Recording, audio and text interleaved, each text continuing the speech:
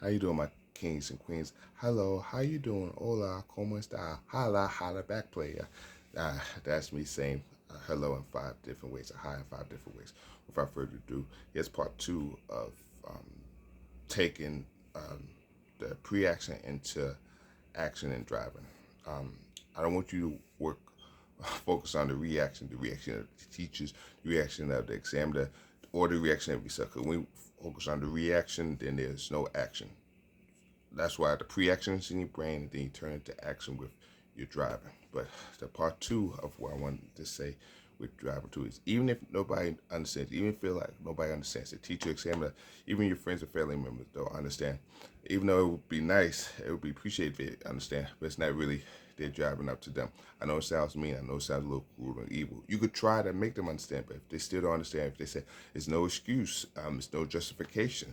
Um, Anxiety or not, even if you have anxiety, you still got to be focused on that road. Even if you have a panic attack, you have to be focused on the road because your life depends on it. Because the examiner's not going to want to hear you have a panic attack. They'll still fail you um, if your friends and family members come at you hard with you driving. They say you have to pay attention to details. And I know it could seem disappointing too, where um, it feels that you try real hard and you still come up short or nobody still understand. Um, but you understand. You understand your struggle. God understand. The Holy Spirit understand, and Jesus understand. That should be sufficient enough.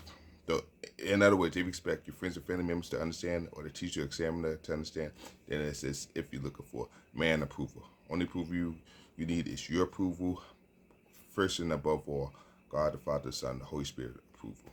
But you can understand why the teacher and the examiner may yell at you, or friends and family members may yell at you when they're teaching you or reteaching you to drive, so you can be safe because they care, so you can listen, so you can focus. And brings me to my next point with the 7 times technique too. Even if you had to ask the same old question 7 times, even though once again, the 7 times is more or less. It might take 3 times, 7 times, or 10 times.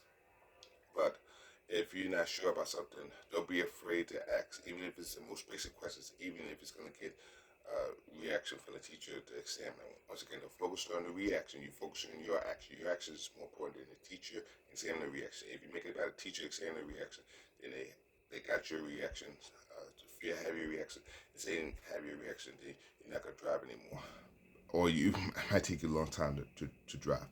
But getting to my point, what I wanted to say is, even if they say, you see post office back, that post office box down there by the block, I want you to park next to it. Or you see that light all the way. Uh, so that's why it's important to train your eyes to look 12 to 15 seconds further, or 100 or 200 feet, or even 1,000 feet up further, because you are working in on your global vision. See your global, and this will help you to focus on the big picture. See, I told you the big picture is important. See, when you just look um, close by a car in front of you, that's okay. But then you have a narrow vision. But we look up further, as far as the eye can see, then you be prepared for the teacher, the examiner, friends and family members say, park next to that car, park next to that light, park next to that box. And once again, even if you still don't see it, don't care if the teacher, examiner, anybody teaching you gets upset, get frustrated, say, "You don't see it? It's right there," and don't snap at them back. You could come up with a joke or witty one-liner. Uh, you understand? Even if you had to ask them 3 times or 7 times, just to make sure. That's what the 7 times is for. It's for your benefit. It's for your benefit, for the teacher, examiner, safety. You just doing that just to play it safe and just to be crystal clear. And even though the teacher examiner might be upset, but you won't look cupid anymore. And not saying that you do look cupid, but aren't you tired of looking or feeling cupid, or feeling as if you can't do simple things because you are afraid of asking the simplest questions? You're afraid of asking at least 3 times. Get in the habit of asking people 3 times. If you want to do 7 times, you can. It's up to you. Let it work to your advantage. So take advantage of the 3, 7, or 10 technique. It's to ask questions too when you are not sure about something. You're going to ask until you get it right. Once again, don't care if the teacher examiner yeses you 7 times in a row or get frustrated 7 times in a row. You'll still be safe and you'll be confident, you'll be competent more than ever. And this will help you with your comprehension too. This will help you with your reading comprehension. Not saying that anything's wrong with your reading comprehension. You could be above average with reading comprehension, but when people tell you things that it's focusing on your visual comprehension. So your visual comprehension will help you with your reading comprehension. So when I say you see that all the way down there, I need you to park next to there. Or I need you to stop next to that object. Or I need you to stop next to that building. All the way down there. So that visual comprehension, that will help you with your reading comprehension. So don't be afraid of asking the teacher or the examiner the same old questions. They're not afraid of asking you the questions. They're confident. They're bold as ever. So don't be afraid of you doing the same thing. If you had to ask it 3, 4, 7, or 10 times. That's what the 3, 7, 10 technique is for. Not just for the mind, not just for driving in real life, but asking questions when you're not sure. So you won't look bad. So you won't look like you don't know what you're doing or know what's going on. And believe it or not, the 3, 7, 10 technique with asking questions, that help you to pay attention to details and help you not to make the same old simple mistakes. See, that's probably where your simple mistakes is coming from, where you fail in tests, because you're not afraid of asking people questions 3 times, at least 3 times, the minimum 3 times. But if you have to do 7 times, so be it. Don't care if they roll their eyes or they say something smart. You have to know. They know, but you have to know. And this will help you to get used to things too. Believe it or not, this will help you to get used to it, so you won't lose it. This will help you to get used to it. This will help you to be true to it. This will help you to be true to driving if you practice the 3, 7, 10 question technique. So the 3, 7, 10 question technique, it goes hand in hand with the 3, 7, 10 action technique as well. And to summarize, if the teacher, the examiner, or anybody who teaches you how to drive or reteaches you how to drive don't understand, you don't shut down by saying, see, that's why I don't drive. That's why I don't do what I do, because nobody understands me. Then you think that nobody cares about you. If they don't understand, as long as you understand, that's the most important. Your understanding is important than man understanding. And better yet, God understanding is more affluent than man understanding. When man don't understand, that's fine. You have God, Jesus, the Holy Spirit who understands. If man don't approve, or if man rejects, you have God, Jesus, the Holy Spirit who will accept. So once again, if you say, see, that's why I don't tell people about things, because they don't understand. They don't know my story. They don't know what I go through. Then I don't want the teacher examiner to say, see, that's on you. You made that choice to close in. You made that choice to not want to drive. You making excuses. You feel sorry for yourself. You're drawing a pity party. You're being sulky. You are justifying why you're not driving. And I don't want the teacher or examiner to say, well, welcome to the real world where people's not going to understand, or the world doesn't revolve around your understanding or people understanding you. It doesn't work like that. Welcome to corporate America. That's corporate America for you. See, so I'm helping you to give you something to think about to grow a thicker skin. If man understands you, great. If they don't, that's fine too. Life goes on. You have God, Jesus, the Father, the Son, the Holy Spirit, who will understand you, who will offer you ample understanding. In other words, don't expect them to be counselors or Dr. Phil by saying, I don't have a time to be your counselor, your social worker, or your Dr. Phil. I just have time to teach you the essentials, the safety of driving. That's what I'm here for.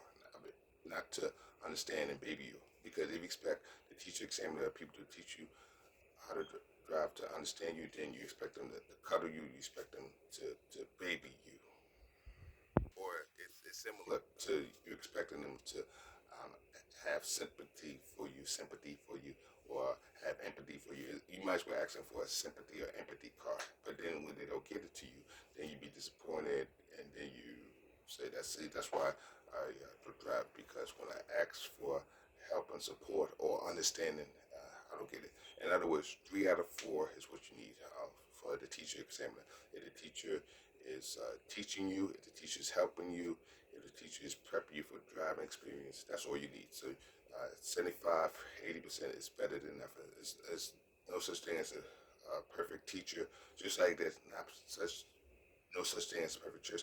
There's really no such thing as a perfect teacher, examiner, or anybody who teaches you how to drive. It's not gonna be perfect. It's not gonna be the way you want to be all the time. So that's why I'm helping you to get used to embracing um, people's personalities, so you could go far in life. And look at it this way too. Even if it had to use your binoculars to help see where the teacher, the examiner, is pointing at, so you can see, so be it. Even if it had to use your, well, I know not while driving, of course, when you're at a stoplight or when you're at a red light or when your foot is on a brake, you get to use your binoculars to see what they're saying. So be it. And the reason I recommend maybe even bring the binoculars with you when the car is at a stop or when the car is stationary or idle. This will help you to look at things in a proper perspective. This will help you to put your eye on the prize. This will help you put your eye on Christ. This will help you to look at what I'm trying to get you to do is you got to change your vision.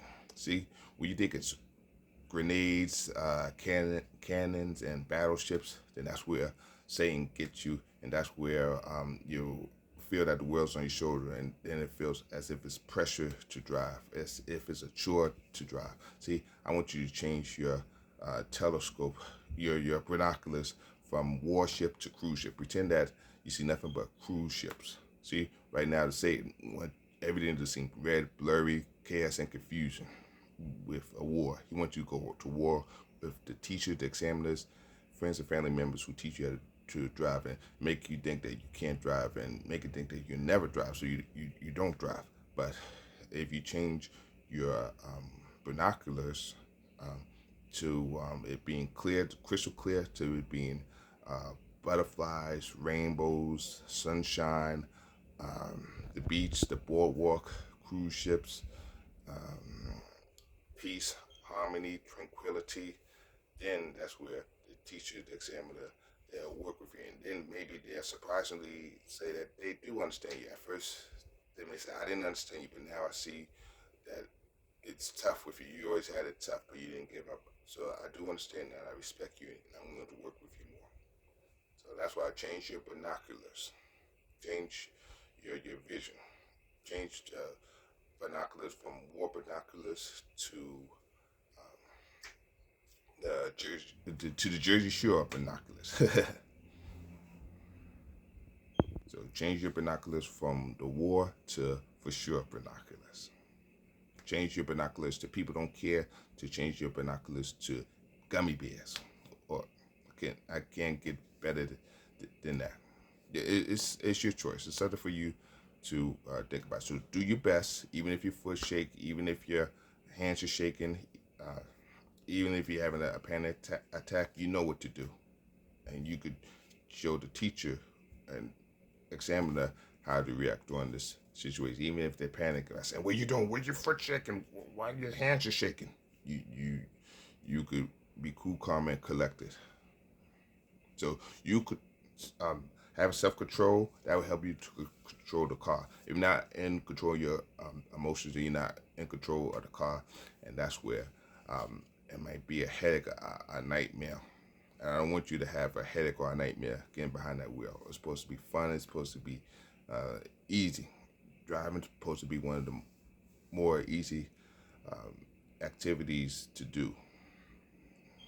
So it's something for you to think about. To me, you could correct me if I'm wrong. But thanks for listening. Please have a blessed day. See you later. Stay blessed. God bless. I will talk to you later, my kings and queens.